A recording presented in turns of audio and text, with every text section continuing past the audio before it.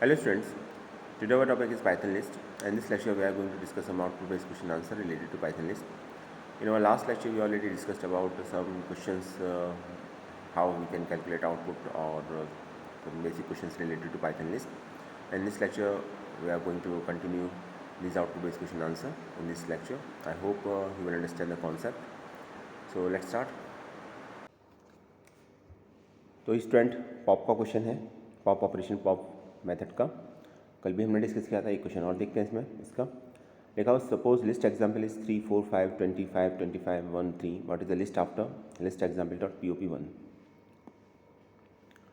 तो first of all तो आपको ये पता होना चाहिए कि पॉप मेथड हम किस लिए यूज़ करते हैं। पॉप मेथड करते हैं हम लिस्ट के किसी एलिमेंट को डिलीट करने के लिए, और जिस भी एलिमेंट को हमें डिलीट करना पड़ता है उसकी इंडेक्स पोजीशन हम पॉप में एज अ आर्गूमेंट पास करते हैं, तो ये आपका एलिमेंट डिलीट हो जाता है। जैसे यहाँ पे लिखा हुआ है list dot example dot pop, तो पहले तो लिस्ट का नेम लिखेंगे, लिस्ट है आपकी लिस्ट डॉट एग्जाम्पल, डॉट लगाएंगे, उसके बाद मेथड का नेम लिखेंगे जो पॉप है, और वैल्यू जो पास की है वो है 1। तो इट मीन्स 1 इंडेक्स पोजीशन में जो भी वैल्यू होगी वो आपकी डिलीट हो जाएगी, वैल्यू डिलीट हो जाएगी, एलिमेंट नहीं। ये 1 का मतलब यहाँ पर ये इंडेक्स पोजीशन से है, इस इंडेक्स पोजीशन में जो भी वैल्यू होगी वो डिलीट होगी। 1 यहाँ एज एलिमेंट नहीं है, एज इंडेक्स पोजीशन है, तो इस इंडेक्स पोजीशन पर जो भी वैल्यू होगी वो डिलीट हो जाएगी। और जो सिंटैक्स है वो यही है कि पहले लिस्ट का नेम लिखते हैं, डॉट लगाते हैं, फिर पॉप लिखते हैं, मेथड नेम लिखते हैं, और फिर वैल्यू पास करते हैं पैरेंथेसिस के अंदर। तो यहाँ वैल्यू 1 पास की है। तो जरा लिस्ट देखते हैं। लिस्ट है आपकी, लिस्ट का नेम है लिस्ट एग्जाम्पल, और एलिमेंट्स हैं इसके 3 4 5 25 25 1 एंड 3।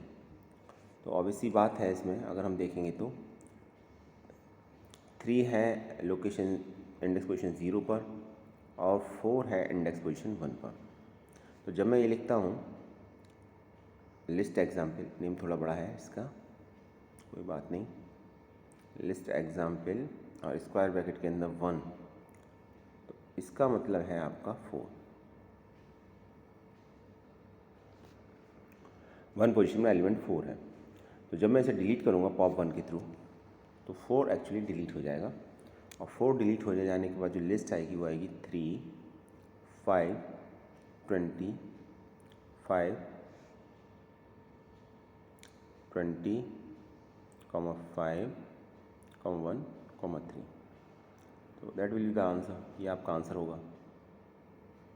देखते हैं कौन सा आंसर इसमें मैच कर रहा है। एक्चुअली 3 से तो सिर्फ एक ही लिस्ट स्टार्ट हो रही है, तो वैसे भी देख के समझ में आ रहा है। देखिए कभी कभी क्या होता है कि ऑप्शन में आपको बहुत क्लियरली मालूम होता है कि आपका लिस्ट क्या होने जा रही है। जैसे इसमें अगर आप देखेंगे तो 3 से स्टार्ट होने वाले 2 लिस्ट हैं, एक तो लिस्ट ऑप्शन ए में है और एक ऑप्शन सी में है, ठीक है। तो बजाय इस बात के कि आप ऑप्शन पे जाएं और उसमें से देखें कि कौन सा ऑप्शन ठीक है, पहले क्वेश्चन को सॉल्व कर लीजिए, ज़्यादा बेहतर है अगर आपको डाउट है 1% भी तो। क्योंकि कभी कभी क्या होता है कि हम बहुत जल्दी देखते हैं उसको, क्वेश्चन को समझने की कोशिश करते हैं और आउटपुट गैस करते हैं उसमें, और उसमें कुछ एरर होने के चांसेस रहते हैं। तो अगर आपका आउटपुट है, क्योंकि अब जैसा आपको पता है कि MCQ टाइप की क्वेश्चन आंसर आएंगे टर्म 1 में, तो वहाँ फिर आपको अगर कंप्लीट सॉल्यूशन है आपके पास तो वो ज़्यादा बेहतर रहेगा। तो उसमें आपको नंबर ऑफ़ एलिमेंट्स मैच करने हैं और एलिमेंट्स को भी मैच करना है। तो 3 5 20 5 25 1 एंड 3। तो ऑब्वियसली बात है सी इज़ द करेक्ट आंसर। ए तो हो नहीं सकता क्योंकि ए में तो 4 डिलीट ही नहीं हुआ, तो सी इज़ द करेक्ट आंसर। अब जरा इसका एक्सप्लेनेशन देखते हैं, एक्सप्लेनेशन में क्या लिखा हुआ है।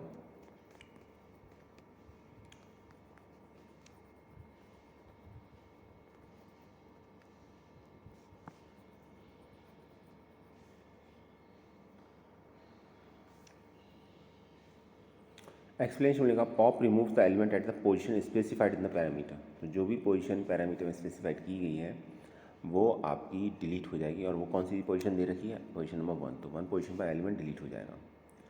तो फर्स्ट क्वेश्चन नंबर 2 देखते हैं।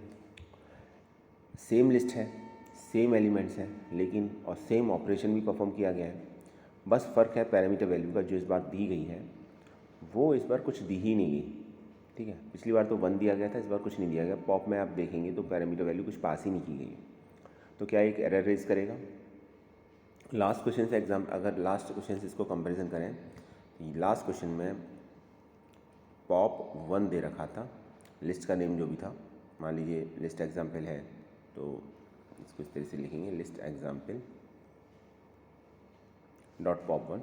ठीक, अब यहाँ पर क्या दे रखा है, यहाँ पर वन नहीं दे रखा, कुछ भी नहीं दे रखा यहाँ पर।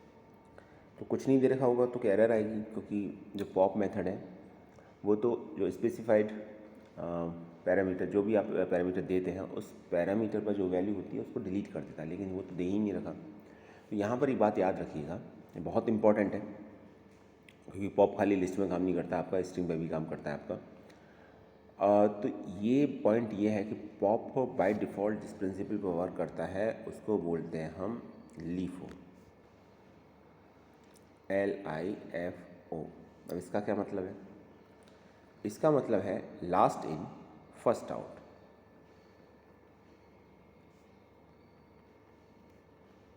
लास्ट इन फर्स्ट आउट, जो एलिमेंट सबसे लास्ट में इंसर्ट हुआ है वो सबसे पहले डिलीट होगा।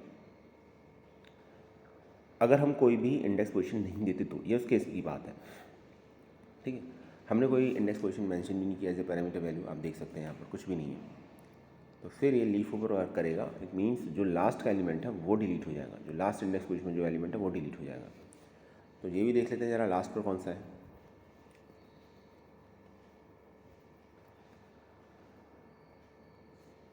लास्ट पर है 3, ये देखिए। तो अब जब इसे हम लिस्ट पर पॉप ऑपरेशन अप्लाई करेंगे तो 3 डिलीट हो जाएगा, और डिलीट होने के बाद जो आउटपुट आएगा आपका, ठीक है, उसमें सिर्फ ये एलिमेंट होंगे 3, 4, 5, 25, 25 और 1। तो ऑप्शन देखते हैं किसमें सही है ये। तो सी इज़ द नो सी नहीं, A is the correct answer. वही मैं कह रहा था आपको, एक बार देखना पड़ेगा, सारे एलिमेंट्स मैच करने पड़ेंगे। 3, 4, 5, 25, 25। कन्फ्यूज़न इसमें ए और सी में है, दोनों को गौर से देखना पड़ेगा एलिमेंट कौन सा डिलीट हुआ है।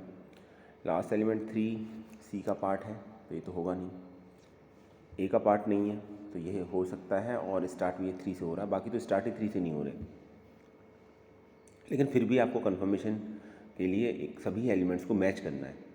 ठीक है, एक रफ आइडिया तो लग जाता है ऑप्शन को देखते ही, लेकिन बहुत जल्दी में ऑप्शन पर टिक नहीं करना है, एक बार कंफर्म करना है जो आपका आउटपुट आ रहा है, आपने जो निकाला है वो आपका मैच कर रहा है नहीं कर रहा है।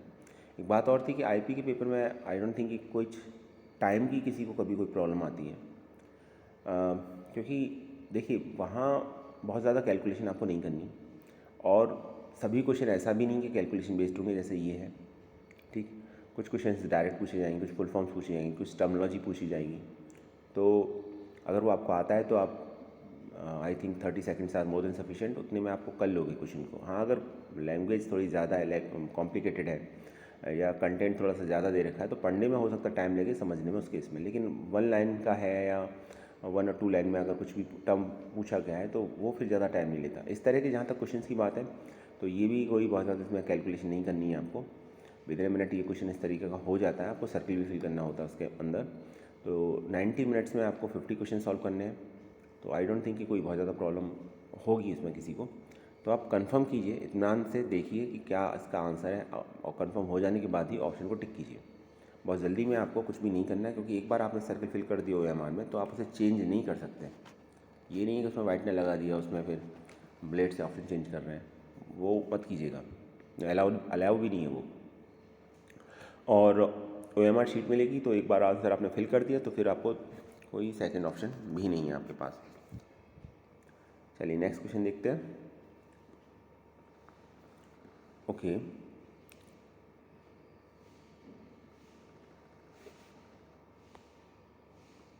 What will be the output of the following Python code.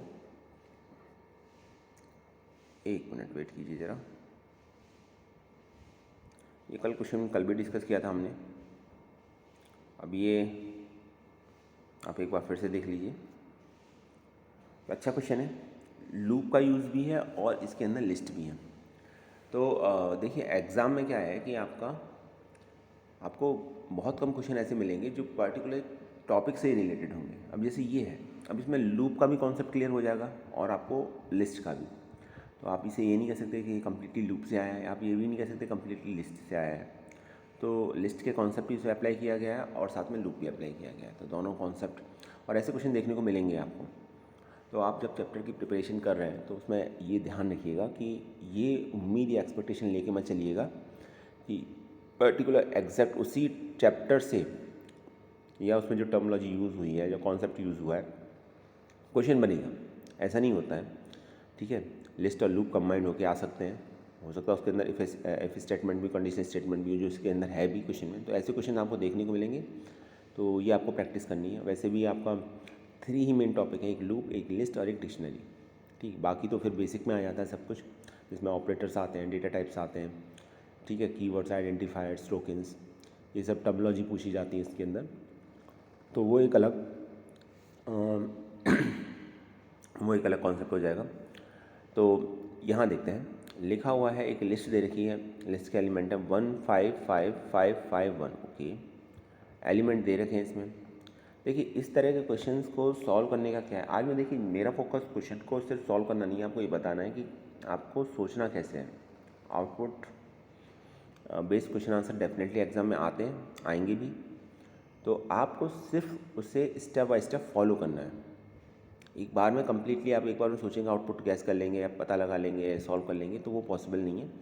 आपको कुछ नहीं करना है, आपको स्टेप बाय स्टेप फॉलो करना है। लूप का सिंटेक्स पता है आपको, कंडीशन स्टेटमेंट आपको पता है कैसे यूज़ किए जाते हैं, तो बस आपको स्टेप बाय स्टेप फॉलो करना है। जैसे इस केस में फर्स्ट लाइन को अगर हम देखें तो यहाँ पर ये लिस्ट जो है आपकी, इसको डिक्लेयर किया गया है। लिस्ट का नेम माई लिस्ट है, लिस्ट में एलिमेंट है, टोटल 6 एलिमेंट है, जिसमें 4 टाइम्स रिपीट हुआ है। कोई बात नहीं यहाँ तक। इसके बाद एक वेरिएबल लिया है सेकेंड लाइन के अंदर, वेरिएबल का नेम लिया मैक्स, और इसको एक वैल्यू असाइन की गई। अब वैल्यू कौन सी असाइन की गई, माई लिस्ट 0, स्क्वायर ब्रैकेट में 0 लिखा है। इट मीन्स कि 0 इंडेक्स पोजीशन जो भी वैल्यू होगी वो मैक्स को असाइन हो जाएगी, जो इस केस में 1 है। तो एक्चुअली में स्टार्टिंग में मैक्स की वैल्यू 1 हो जाएगी। यहाँ तक हो गया क्लियर, आपको भी ऐसे ही सॉल्व करना है। फिर थर्ड लाइन में गए आप, थर्ड लाइन में एक और वेरिएबल दे रखा है, इंडेक्स ऑफ मैक्स, इसकी वैल्यू आपको 0 असाइन कर रखी है। कोई बात नहीं, यहाँ पर इसमें हमें कुछ नहीं करना, हमने अभी स्टार्टिंग में वैल्यू ले ली, index of max equal to 0। अब लूप की बात आते हैं। लूप में अब आप आएंगे तो लूप चला है फॉर आई, इन आई है लूप का वेरिएबल, और रेंज फंक्शन का हमने किया यूज़। और रेंज फंक्शन में जैसे हम जानते हैं कि स्टार्ट वैल्यू देते हैं और एक स्टॉप वैल्यू देते हैं और एक स्टेप वैल्यू देते हैं। स्टार्ट दे रखा है 1, नहीं दे रखा होता तो बाय डिफ़ॉल्ट 0 होता, लेकिन 1 दे रखा है। लेन माई लिस्ट, लेन क्या है, लेन एक मेथड है और इससे लिस्ट की लेंथ निकाली जाती है, यानी नंबर ऑफ़ एलिमेंट्स कितने हैं। तो अगर मैं किसी भी लिस्ट में LEN लिखूं और लिस्ट का नेम लिख दूं, तो what ever is the element in this list that will be the answer. मान लीजिए इसमें 5 एलिमेंट्स हैं तो 5 आंसर आएगा, 6 एलिमेंट्स तो 6 आंसर आएगा। हमारे केस में क्या है, कितने एलिमेंट्स हैं ज़रा हम वो देख लेते हैं। हमारे केस में नंबर ऑफ़ एलिमेंट्स हैं आपके 6 एलिमेंट हैं। तो ये लूप एक्चुअली में चलेगा कुछ इस तरीके से। अब आप इसको ऐसे ना समझ के ऐसे समझें कि ये लूप ऐसे है, फॉर आई इन रेंज, ठीक है, 1,6 1 से लेके 6 तक चलेगा ये। तो एक तो ये 1 के लिए चलेगा, ठीक, एक ये 2 के लिए चलेगा,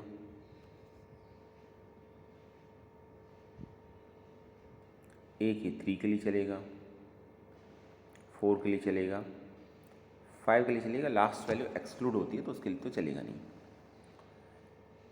अब हम लूप के अंदर एंट्री करते हैं।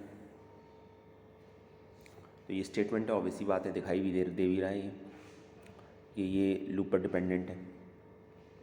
तो इसमें लिखा हुआ है if my list I is greater then max, ठीक। तो यहाँ तक हम ऑलरेडी हमारे पास वैल्यू हो चुकी है। अब आई की फ़िलहाल वैल्यू हमारे पास 1 है, क्योंकि लूप आई इक्वल टू 1 के लिए चल रहा है। तो if my list I is greater then max, तो माई लिस्ट आई का मतलब माई लिस्ट 1 इंडेक्स पोजीशन में क्या है 5। तो ये देखा जाएगा क्या 5 ग्रेटर देन मैक्स है। ग्रेटर देन मैक्स का मतलब 1 है, 5 इज़ ग्रेटर देन 1 है। क्योंकि ये माई लिस्ट 1 की वैल्यू 5 है और मैक्स की वैल्यू 1 है। मैक्स की वैल्यू तो हमने निकाली है, यहाँ पर ही कैलकुलेट किया है। माई लिस्ट आई का मतलब क्या है, इंडेक्स पोजीशन 1, क्योंकि आई की वैल्यू फिलहाल 1 है और 1 इंडेक्स पोजीशन में 5 है। 5 इज ग्रेटर देन 1, कंडीशन बिल्कुल ट्रू है। तो ट्रू है तो हम इससे रिलेटेड स्टेटमेंट जितने भी हैं वो सब रन होंगे। तो वो स्टेटमेंट क्या है आपके, वो स्टेटमेंट हैं आपके ये 3 स्टेटमेंट दे रखे हैं ऑलरेडी। तो पहली बात तो ये कि मैक्स की वैल्यू चेंज हो जाएगी। अब मैक्स की वैल्यू चेंज हो जाएगी तो मैक्स इज इक्वल टू क्या दे रखा है, माई list I. My list I का मतलब my list at index position 1 पर क्या है 5, तो मैक्स की वैल्यू 1 से चेंज होकर क्या हो जाएगी 5। पुरानी वैल्यू को हटा दीजिए, नई वैल्यू लिख दीजिए। ठीक, अच्छा फिर आगे देखिए, index of max is equal to I. Index of max की वैल्यू क्या थी 0, अब 0 हट के क्या हो जाएगी 1। 0 हटा देंगे 1 हो जाएगी, ये भी चेंज हो गई। प्रिंट इंडेक्स ऑफ मैक्स, तो इंडेक्स ऑफ मैक्स को ये प्रिंट करेगा।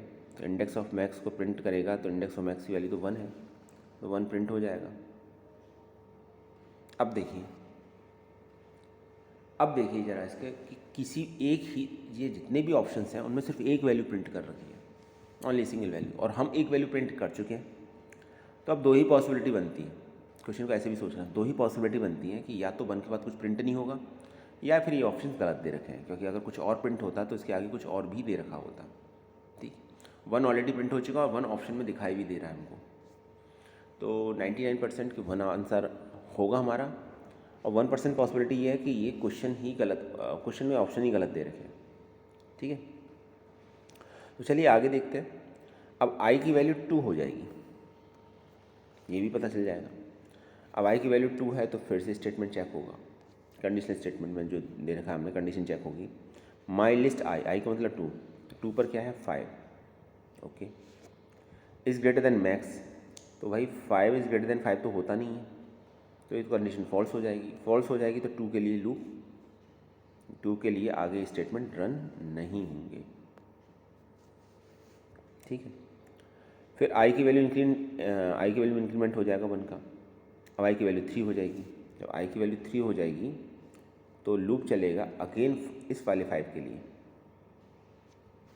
ठीक है, क्योंकि ये 0 पर है, ये 1 पर है, ये 2 पर है और ये 3 पर है, इंडेक्स पोजीशन 3 पर है।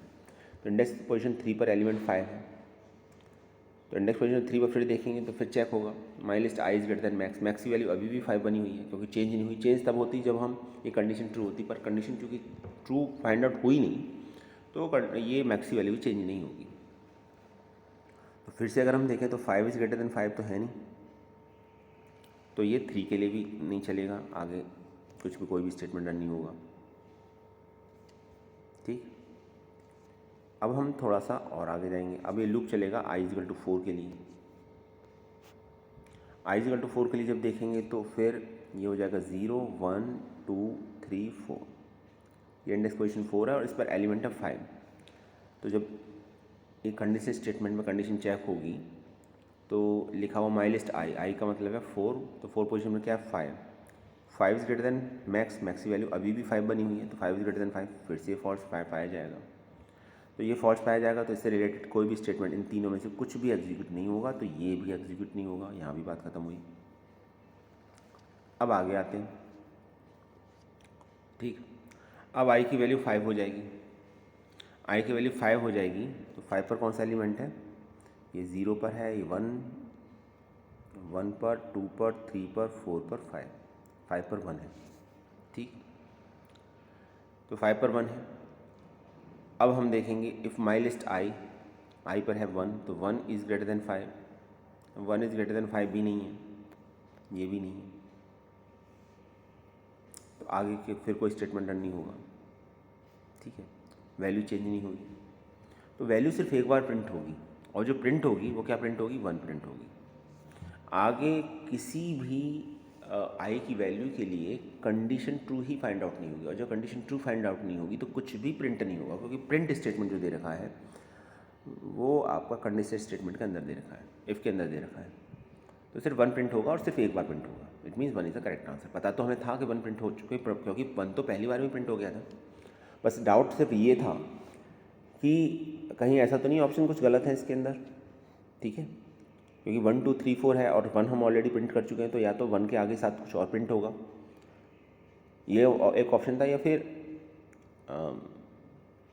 1 ही करेक्ट आंसर है, तो आगे कुछ प्रिंट होना नहीं था, 1 ही प्रिंट हुआ, तो 1 इज़ द करेक्ट आंसर, तो ऑप्शन इज़ द करेक्ट।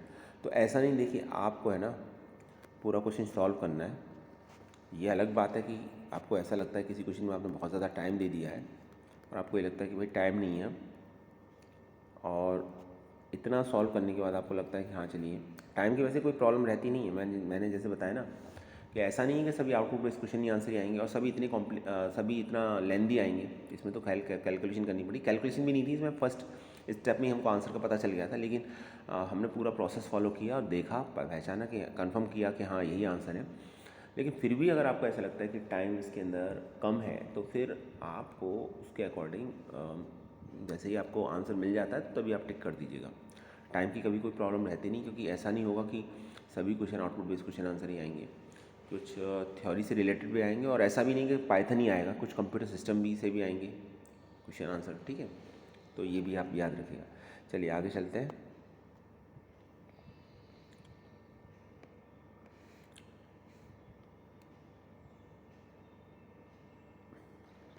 एक क्वेश्चन और करते हैं।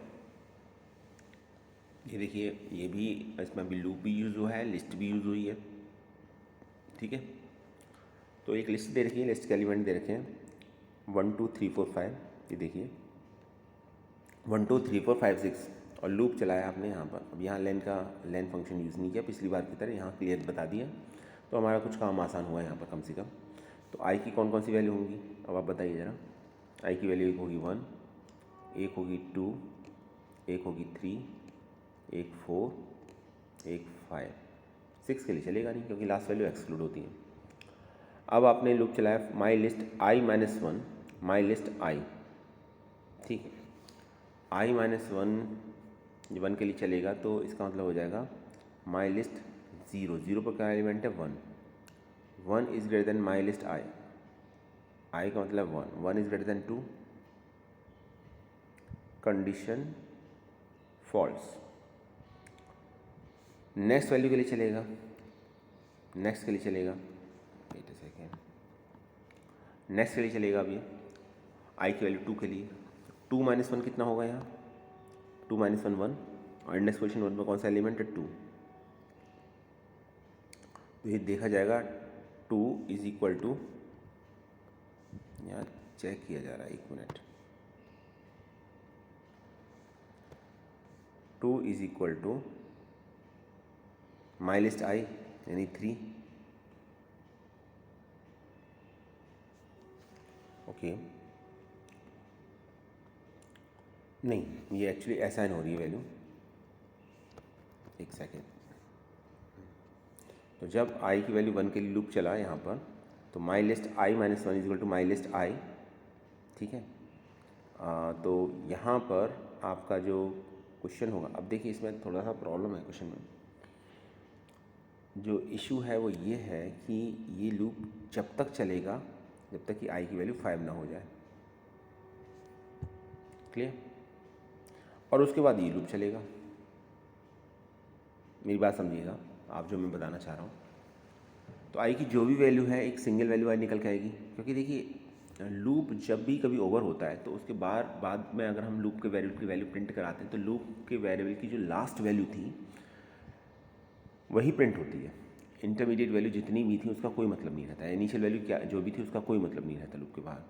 तो यहाँ से एक बात तो कंफर्म है कि जो भी मुझे वैल्यू मिलेगी वो आई की एक सिंगल वैल्यू मिलेगी, 1 मिले, 2 मिले, 3 मिले, 4 मिले, 5 मिले या 6 मिले, डजेंट मैटर, ठीक है। तो एक तो ये हो गया, क्लियर हुआ आपका। तो यहाँ से जो भी मुझे वैल्यू मिल रही है उसका वो सिर्फ इस लूप के लिए है, ठीक। इसके बाद एक और सेकंड लूप दे रखा है जो फर्स्ट लूप का पार्ट नहीं है। चूँकि ये फर्स्ट लूप का पार्ट नहीं है तो ये अलग से रन होगा, ठीक। और जब ये अलग से रन होगा आपका, तो फिर यहाँ पर आपकी जो वैल्यूज़ हैं उसका इम्पैक्ट इस पर नहीं पड़ेगा, क्योंकि यहाँ मैं आई की जो वैल्यू प्रिंट करा रहा हूँ वो सीधा इस लूप से रिलेट कर रही है।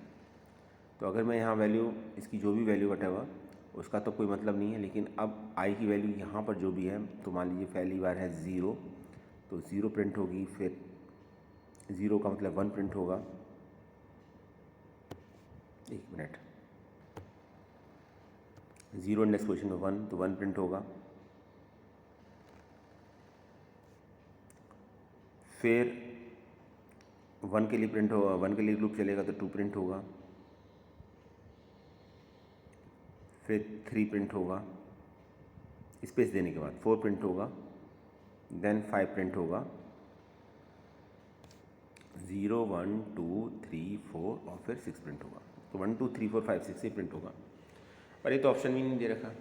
ठीक है, may be some printing mistake है एक्चुअली। ये पता है क्या है इसमें, ये या तो ये क्वेश्चन का आंसर ये है अगर मैं इसी लूप को रन कराऊँ तो, या फिर ये जो फॉर लूप दे रखा है ये एक्चुअली इस इनर आउटर लूप का पार्ट है, यानी नेस्टेड लूप दे रखा है।